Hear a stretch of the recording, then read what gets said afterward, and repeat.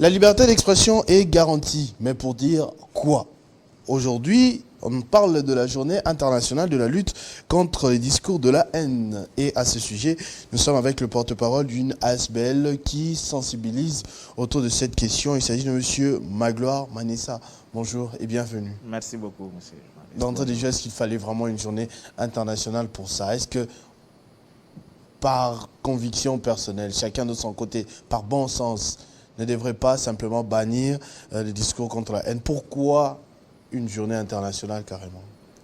Merci beaucoup. Dans le fonctionnement du système des Nations Unies, les journées internationales sont des occasions qu'on donne pour sensibiliser, pour faire connaître à la société des questions majeures qui touchent à la vie de l'État. Et l'ONU, pour arriver à adopter, à décréter une journée comme journée internationale sur une matière donnée, pèse l'ampleur de cette question dans le développement de la société et dans la promotion de la paix. C'est dans ce cadre qu'en 2021, le Conseil de sécurité, l'Assemblée générale des Nations unies, a évalué la situation des discours de haine dans le monde, a constaté que ces discours prenaient une ampleur qui menaçait fortement la paix et la sécurité, pour arriver jusqu'à prendre une résolution qui décrète, qui proclame plutôt la journée du 18 juin comme une journée internationale de lutte contre le discours de haine. Qu'est-ce qu'on considère exactement comme discours contre la haine? Des insultes, des menaces? C'est quoi un discours haineux?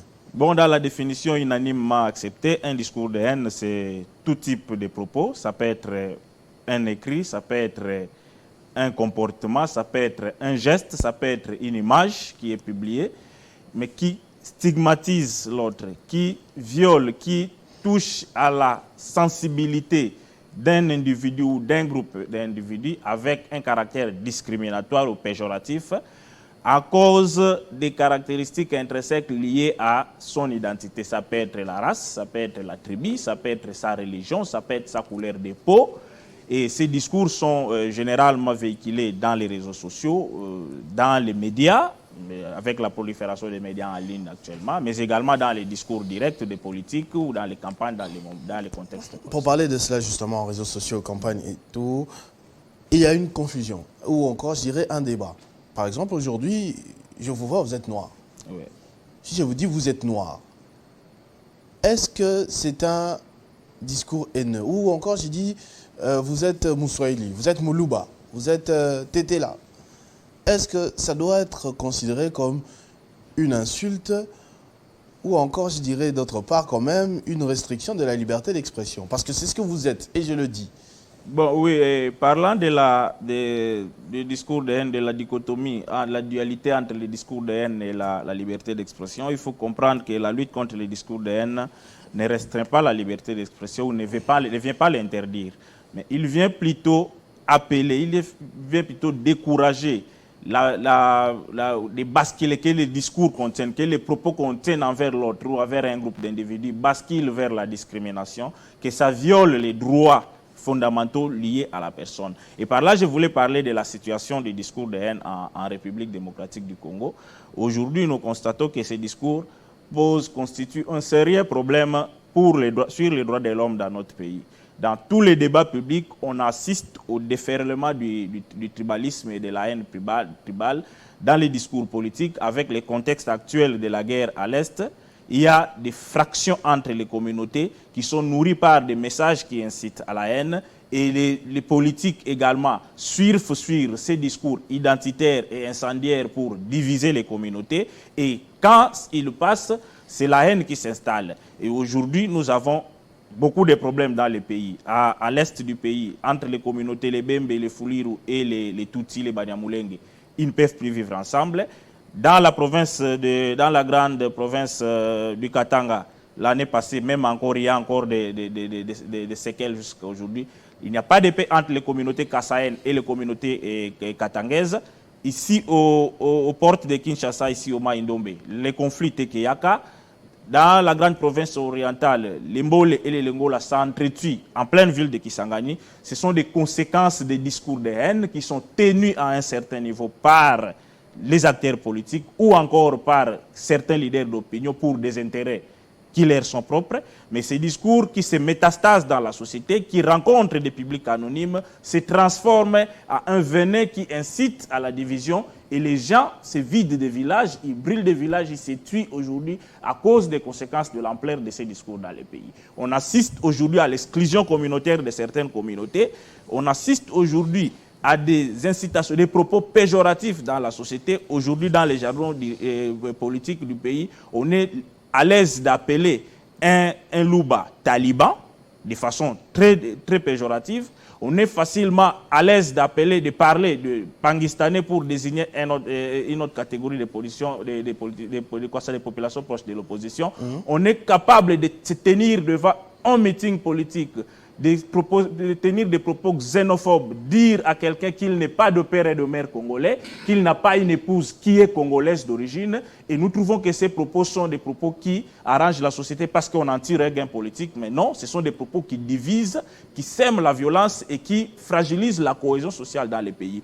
Parlant du discours de haine et de la liberté d'expression, je l'ai dit que la lutte contre les discours de haine n'enfreint pas la liberté d'expression. Par contre, ce sont les auteurs des discours de haine qui utilisent l'argument de la liberté d'expression pour masquer leurs discours qui victimisent et qui violent les droits humains des populations. C'est pour cette raison que le pacte international relatif aux droits civils et politiques, dans son article 20, a requis un seuil pour apprécier un discours de haine. Et les travaux de Rabat sur la lutte contre les discours de haine on décrit un nombre de critères, plutôt 6 critères pour apprécier un discours de haine et de ne pas les distinguer de la liberté d'expression. Il s'agit du contexte dans lequel les discours est tenu, de l'auteur du discours, le contexte il peut être politique ou idéologique, historique, l'auteur du discours, on voit la position de celui qui tient un discours. Lorsqu'un leader d'opinion, un pasteur par exemple, un acteur politique d'influence se tient devant les gens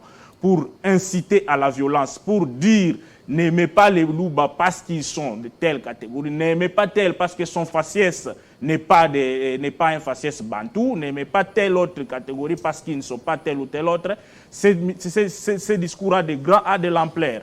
Il y a l'objet dans les critères, il y a le contenu du message, il y a l'ampleur, j'ai parlé, et la probabilité que ces messages incitent à la violence. Ces éléments unis nous amènent à apprécier les discours et à les distinguer de la liberté d'expression. Alors qu'en est-il de la législation en vigueur dans le pays?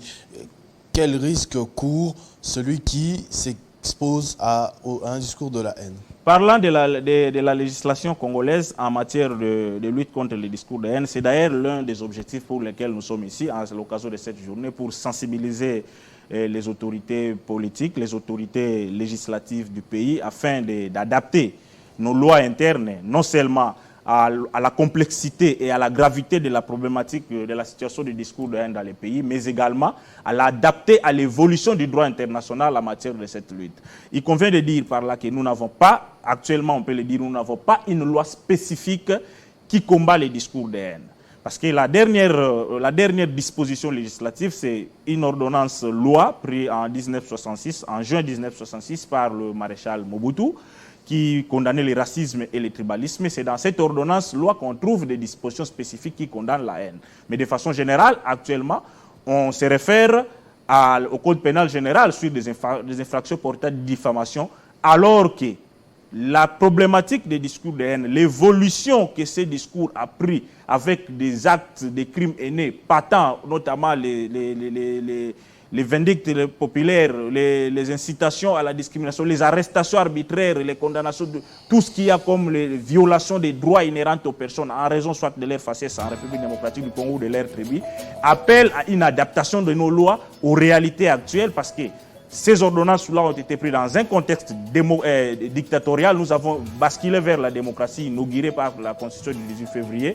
Il faut harmoniser nos lois. Et là, nous appelons l'Assemblée nationale, le nouveau bureau de l'Assemblée nationale, que nous félicitons également à l'installation, de voter et de soumettre au débat et adopter la proposition de loi de l'honorable Gary Sakatra contre le racisme, le tribalisme et la xénophobie. Il est toujours député ? Il a été réélu et cette proposition de loi avait été déposée depuis 2020, en novembre 2020, le 20 novembre. Mais le bureau ne l'a jamais adopté, le bureau sortant ne l'a jamais soumis au débat pour qu'il soit adopté. Et curieusement, à une question que nous avons posée au cours d'une table ronde entre le jeune et les acteurs politiques que notre ASBL a organisé autour de la manipulation politique en RDC, un député national, membre de la commission PAJ, nous avait répondu à la question de savoir pourquoi cette proposition de loi n'était pas adoptée. Il nous a dit que si on arrive aujourd'hui à adopter, à voter cette loi, tout le monde ici, qui sommes ici dans cette salle, ira en prison parce que nous sommes tous acteurs de discours de haine. Vous comprenez que l'élite nationale, le gouvernement est conscient de la prolifération et du danger des discours de haine dans le pays, mais on ne sait pas prendre des mesures. Ils s'en servent aussi comme...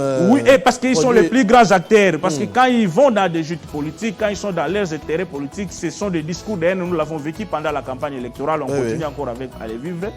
Ils sont conscients qu'ils sont acteurs, que le discours de haine est présent, que ce danger dans la société est tellement grand, est tellement pressant, mais ils refusent d'adopter une loi. Et nous encourageons les bureaux actuels vraiment de soumettre cette loi au débat pour qu'il soit adopté.